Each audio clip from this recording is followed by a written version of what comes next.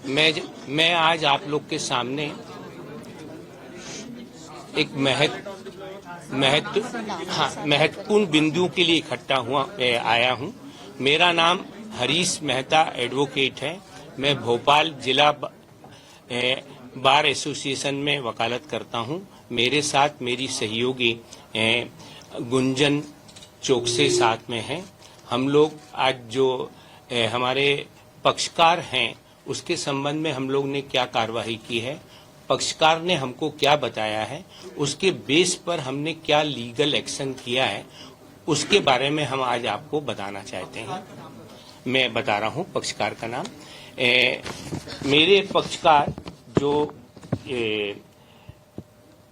वीर भारत न्यास के सचिव हैं और साथ साथ में सांस्कृतिक सलाहकार भी हैं, इनके विरुद्ध कांग्रेस प्रदेश अध्यक्ष श्री जीतू पटवारी ने 26 जून 2026 को दिल्ली में एक प्रेस वार्ता की थी और उस प्रेस वार्ता में वीर भारत न्यास को लेकर 500 करोड़ का घोटाला और 1 रुपए में जमीन सौंपने का जो आरोप लगाया था, उस आरोप के संबंध में मैं आप लोग को बताना चाहता हूं कि उनको ऊपर इस आरोप के अलावा अन्य मिथ्या लांछन और लगाए गए थे और उन सारे मिथ्या लांछनों के आधार पर जो उनके ऊपर आरोप लगे, उनकी प्रतिष्ठा को बहुत जो है हानि पहुंची है।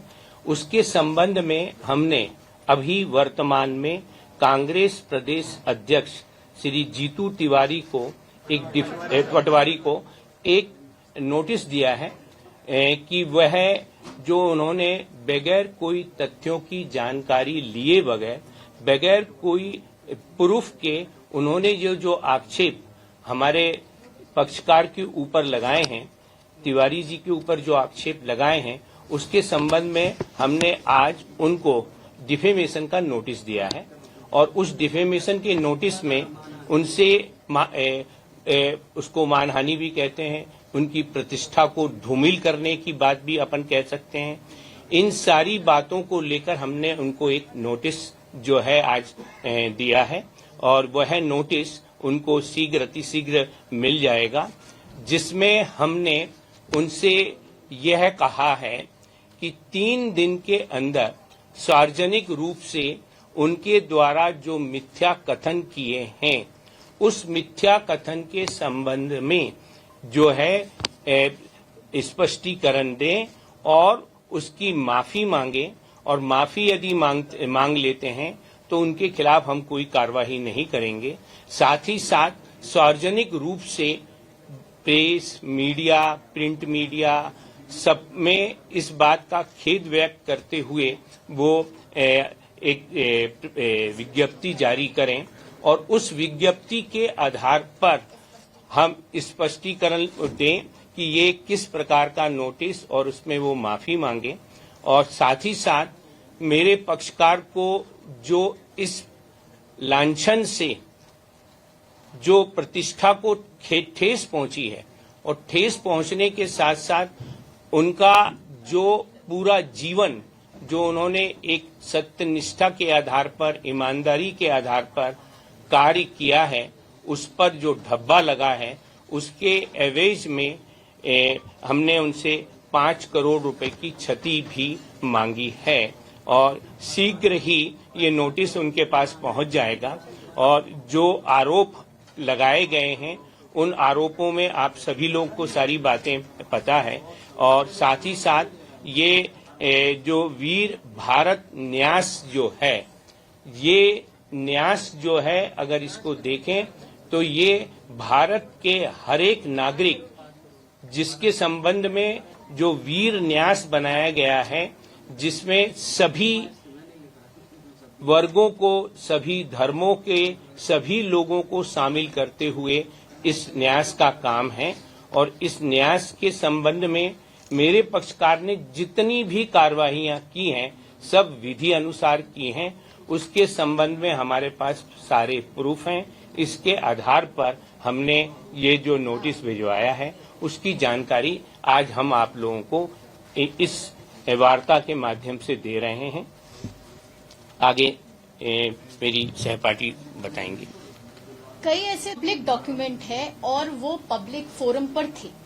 जीतू पटवारी जी ने वो सभी पब्लिक डॉक्यूमेंट को जानबूझकर छुपाया और एक नेगेटिव नैरेटिव सेट करने की उम्मीद से हमारे पक्षकार के जो एक इमेज है उसको धूमिल करने की, उसकी राजनीतिक इमेज को धूमिल करने की, उसकी सार्वजनिक इमेज को धूमिल करने की एक जो कोशिश की है वो आप सबके सामने रख रहे हैं। न्यास कोई निजी दुकान नहीं है। इसमें स्वयं मुख्यमंत्री पदेन जो अध्यक्ष है, चाहे वो कांग्रेस के पूर्व सीएम ही क्यों ना रहे, वो भी अध्यक्ष रह चुके हैं। वीर भारत न्यास मंत्री परिषद के प्रस्ताव क्रमांक 14 दिनांक 28/8/2012 के अनुक्रम में स्थापित सार्वजनिक न्यास है, जो मध्य प्रदेश पब्लिक ट्रस्ट अधिनियम 1951 की धारा 4 के अंतर्गत विधिवत पंजीकृत है, जो 26/4/2013 को जिसका न्याय पंजीयन क्रमांक 133 है। न्याय पत्र के अनुसार प्रदेश के मुख्यमंत्री, चाहे वो जिस भी दल के हों, चाहे वो भारतीय जनता पार्टी के दल के हों, कांग्रेस दल के हों या किसी भी दल के हों, इसके पदेन अध्यक्ष होते हैं। मुख्य सचिव सहित 6 विभागों के प्रमुख सचिव पदेन न्यासी होते हैं। सबसे महत्वपूर्ण बात, कांग्रेस के ही पूर्व मुख्यमंत्री अपने कार्यकाल में इसी न्यास के अध्यक्ष रहे हैं। क्या श्री पटवारी जी अपने ही दल के पूर्व मुख्यमंत्री पर भी घोटाले का आरोप लगाते हैं?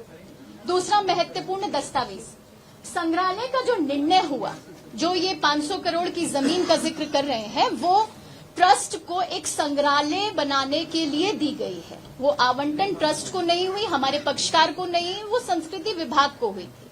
लेकिन जो उसका पर्पस था वो सामाजिक पर्पस था। उसके जो बेनिफिशियरी थे वो समाज के नागरिक थे, वो कोई निजी मेरे बेनिफिट का मुद्दा नहीं था। वीर भारत संग्रहालय की जो स्थापना है वो राज्य शासन का नीतिगत निर्णय है, जिसकी घोषणा महामहिम ने राज्यपाल ने अपने दिनांक 7/2/2024 के विधानसभा अभिभाषण में भी की है, सदन की अधिकृत कार्यवाही में की गई है। और उसकी सबसे महत्वपूर्ण बात कि जब ये सदन की कार्रवाई हुई थी तब कांग्रेस के विधायक भी वहां उपस्थित थे। किसी ने कोई आपत्ति नहीं ली।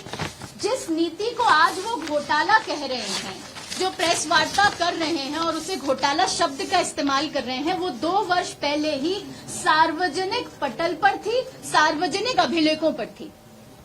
तीसरी महत्वपूर्ण बात, 1 रुपए में जमीन का जो एक नैरेटिव जीतू पटवारी जी ने कोशिश किया सेट करने का, कलेक्टर न्यायालय उज्जैन के सुविचारित आदेश दिनांक 11/9/2024 द्वारा कोठी महल परिसर सर्वे क्रमांक 63 रकबा 1.4860 हेक्टर का आवंटन मध्य प्रदेश शासन के संस्कृति विभाग को किया गया था, न कि किसी निजी व्यक्ति को, न कि हमारे किसी पक्षकार को।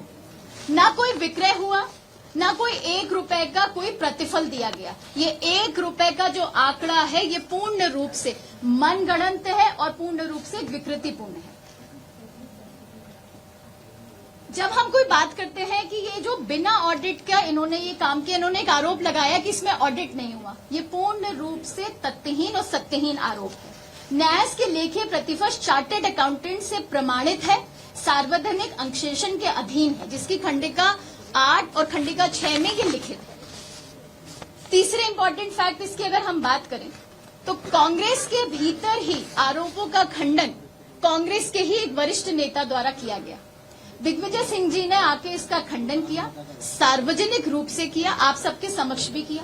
इस खंडन के बावजूद भी जीतू पटवारी जी का ये कथन कि वो इस पर भी अभी भी कायम है, यही उनकी मंशा बताते हैं। कोई भी पब्लिक डॉक्यूमेंट जो पब्लिक फोरम में है, इन सभी पब्लिक डॉक्यूमेंट को नजरअंदाज किया गया और हमारे पक्षपात पर इस तरीके के एक आरोप लगाए गए जो पूर्ण रूप से झूठे हैं, मनगढ़ंत हैं और उनके चरित्र पर और उनकी पूरी इमेज पर धूमिल करने वाले हैं। आपके राज्य की खबरें, आपके शहर की खबरें सबसे पहले जानने के लिए देखते रहें अमर उजाला। चैनल को सब्सक्राइब जरूर कर लें और पाएं हर अपडेट।